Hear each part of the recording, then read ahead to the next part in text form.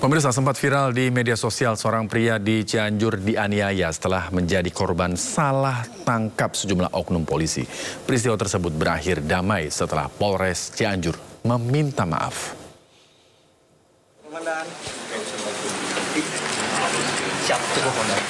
Kasus salah tangkap dilakukan oknum petugas Polres Cianjur terhadap seorang pedagang biji kopi bernama Nyanyang Suherli berujung damai. Setelah videonya viral, pihak Polres Cianjur meminta maaf kepada Nyanyang dan menyatakan kasus ini adalah kesalahpahaman. Sementara Nyanyang selaku korban berinisiatif damai tetapi harus mendata para pelaku sesuai aturan yang berlaku. Pihak Polres Cianjur pun berjanji akan memeriksa 8 petugas yang terlibat penganiayaan Nyanyang. Dalam hal ini rekan-rekan kami ingin menyampaikan bahwa terkait dengan kejadian tersebut, alhamdulillah bahwa kami sudah melaksanakan musyawarah. Pada intinya hasil musyawarah tersebut, alhamdulillah kami sudah sepakat terkait dengan kejadian tersebut diselesaikan secara kekeluargaan. Kami menyampaikan juga kepada Pak Nyanyang terkait dengan permohonan maaf atas hal-hal yang memang terjadi kesalahpahaman ini, dan dari Pak Nyanyang alhamdulillah sudah menyampaikan, nanti silakan bisa mempertanyakan langsung.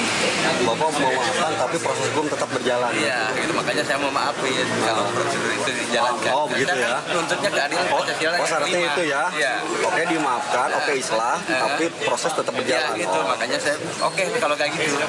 Oh yang 7 orang tetap di ini. Iya, tetap ini masih ada dituntut. Islah ini inisiatif siapa Pak?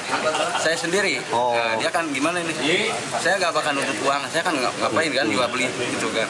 Saya minta kalau boleh secara kekeluargaan asal proses tetap berjalan. Kejadian saat tangkap itu terjadi pada 2 Juni lalu ketika Nyanyang bersama rekannya berkendara motor menuju gudang kopi. Namun di sekitaran Bojong, Kecamatan Karangtengah, Nyanyang disergap dan dianiaya sejumlah anggota polisi sambil menuduhnya pelaku begal. Akibatnya Nyanyang mengalami luka lebam di wajah. Dari Cianjur, Jawa Barat, Muhammad Andi Iksan, iNews melaporkan. 5 orang menjadi korban penipuan penerimaan calon siswa Bintara Polri di Medan, Sumatera Utara. Total kerugian korban mencapai 1,43 miliar rupiah.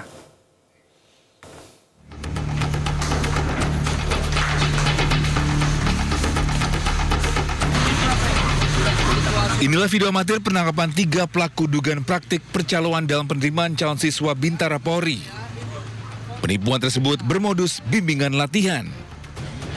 Sebelumnya kasus ini bermula dari unggahan akun media sosial yang memposting video berdurasi 50 detik berisi permohonan bantuan kepada Kapolda Sumatera Utara.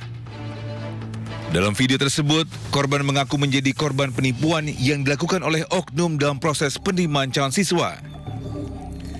Atas laporan tersebut, tim gabungan Polda Sumatera Utara langsung menangkap para pelaku di 3 lokasi berbeda. Diketahui praktik percaloan ini telah berlangsung selama 3 tahun. 5 orang korban yang telah melaporkan kerugiannya ke SPKT Poldasu. Dan alhamdulillah kami dan tim berhasil mengungkap kejadian tersebut, dan kami bisa mengungkap ada 5 korban, ya, 5 korban, yaitu Bu Nurlina dan kawan-kawan dengan kerugian 1,43 miliar. Saat ini pihak kepolisian masih terus mengembangkan kasus tersebut untuk mengungkap kemungkinan keterlibatan pihak lain. Dari Medan, Sumatera Utara, Aminur Rashid, iNews melaporkan. Pengadilan Negeri Sleman menolak permohonan intervensi yang diajukan tim TPU UGM dalam sidang gugatan perdata Jokowi. Hakim memerintahkan pihak penggugat dan tergugat melakukan mediasi selama 1 bulan ke depan.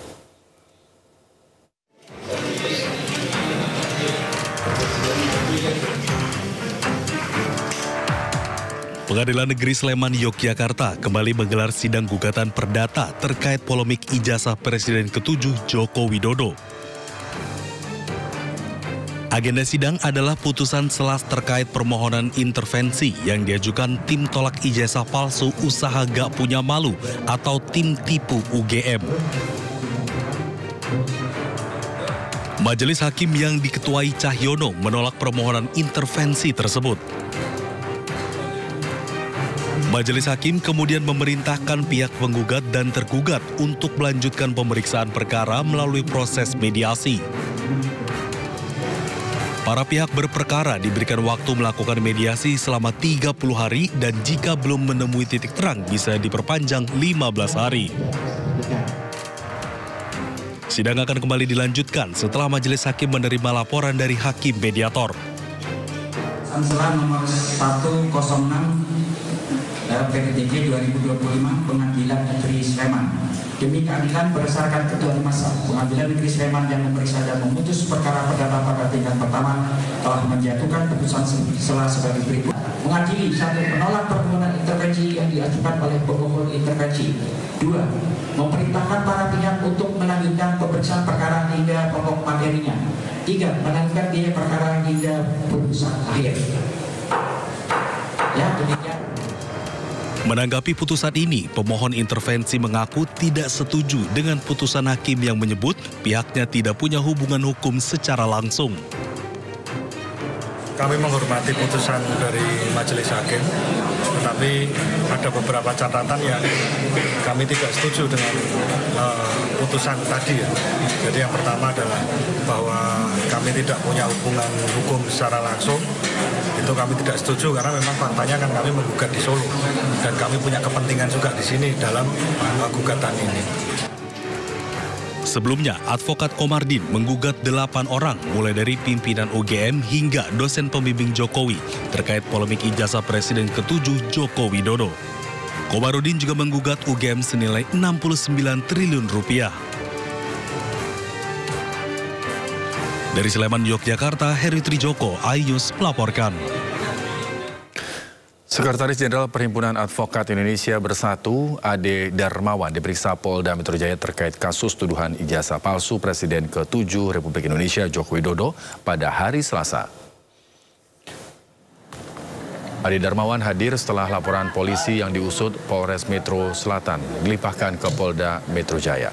Dalam laporan tersebut, beberapa tokoh dilaporkan, diantaranya Roy Suryo, Rismon Hasiholan Sianipar, Tifauzia Tiansuma, dan Rizal Fadila. Pradi Bersatu mendesak Polda Metro Jaya segera menaikkan status kasus dugaan penghasutan dan penyebaran berita bohong terkait isu ijazah palsu Jokowi. Kita tidak boleh berspekulasi di sini. Artinya, equalnya harus tidak menunggu-nunggu lagi. Saya akan mendesak penyidik di sini. Nah, nanti bagaimana hasil pemeriksaannya di dalam, teman-teman, nanti saya akan sampaikan. Tapi pada dasarnya kedatangan saya mendesak Polda Metro untuk segera naik sini. Gubernur Jawa Barat Deddy Mulyadi dilaporkan ke Bareskrim oleh salah satu orang tua siswa terkait program pendidikan karakter ala militer. Menanggapi hal tersebut, Deddy mengaku akan mengikuti proses hukum. Laporan salah satu orang tua siswa asal Kabupaten Bekasi ke Bareskrim Polri terkait program pendidikan karakter anak bermasalah ke barak militer ditanggapi Gubernur Jawa Barat Deddy Mulyadi dengan santai. Deddy menyebut laporan kepolisian merupakan hak setiap orang. Dirinya mengaku akan mentaati proses hukum yang berjalan. Selain itu, menurut Deddy Mulyadi, program pendidikan karakter yang diinisiasi olehnya kini justru diikuti oleh daerah-daerah lain untuk mengurangi angka tawuran antar pelajar. Kemarin lulusan dari Depok sudah kan. Kemudian kita beberapa daerah juga akan melaksanakan hal yang sama karena terbukti daerah yang tidak melaksanakan tawurannya pasti masih ada, yang mabuknya masih banyak. Daerah yang sudah melaksanakan grafiknya makin menurun. Pak, terhadap laporan ke Bapak ke Bareskrim seperti apa, Pak? Terkait dengan program itu, Pak? Ya, di mana? Laporan ke Bareskrim siswa, Pak? Sebagai warga negara, kita akan taat asas.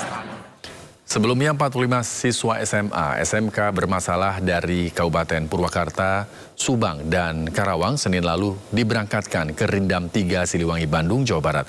Pendidikan karakter gelombang kedua ini merupakan siswa dengan berbagai latar belakang kasus.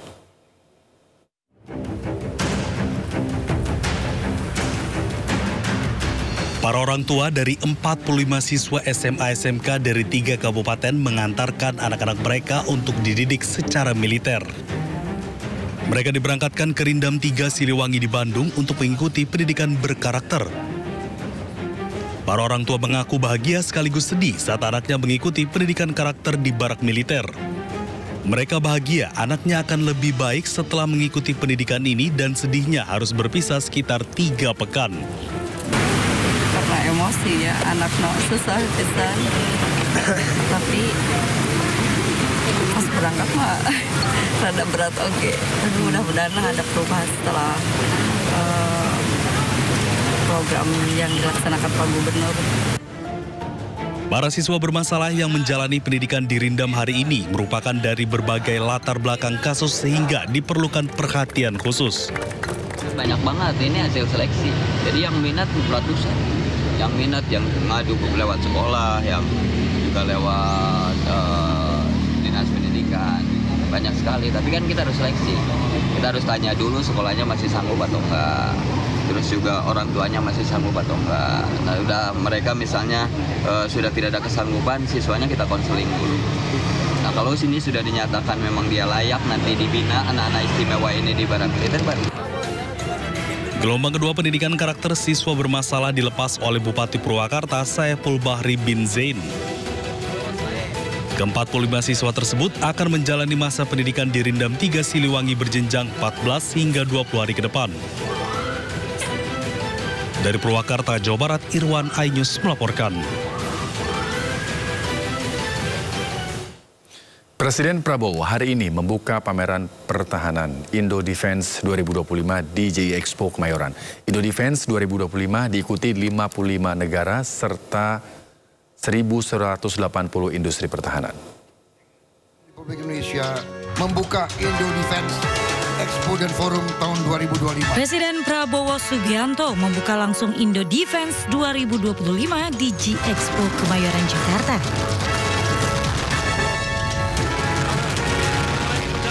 Selain membuka langsung Indo Defense 2025, Presiden Indonesia Prabowo Subianto juga bertemu dengan kepala delegasi dari sejumlah negara.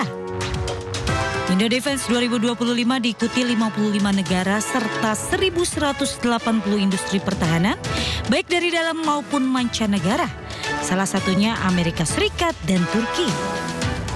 Berbagai alutsista dari dalam dan luar negeri dipamerkan.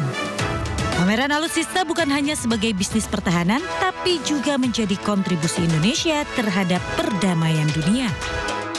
Perang adalah kegiatan manusia yang destruktif. Perang adalah menimbulkan kehancuran. Tapi sejarah manusia mengajarkan bahwa suatu bangsa yang tidak mau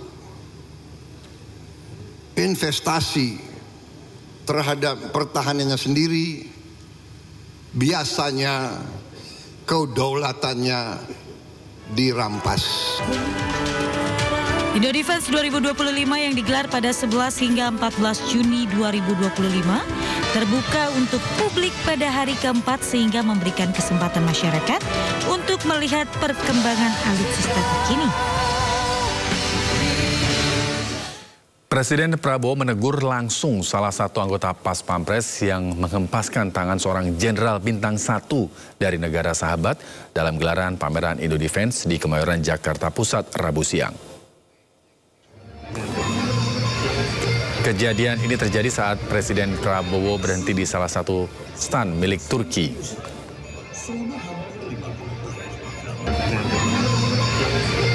Sempat berbincang bersama sejumlah jenderal asal Turki, salah satu jenderal dari salah satu negara sahabat hendak merangkul Prabowo.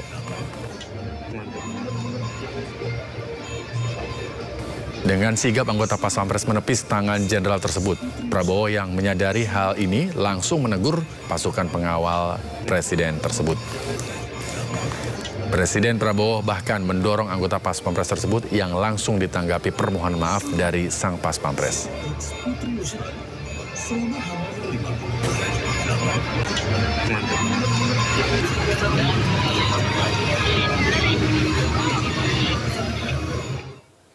Presiden Prabowo meresmikan kampus Bhinneka Tunggal Ika Universitas Pertahanan di Sentul, Jawa Barat.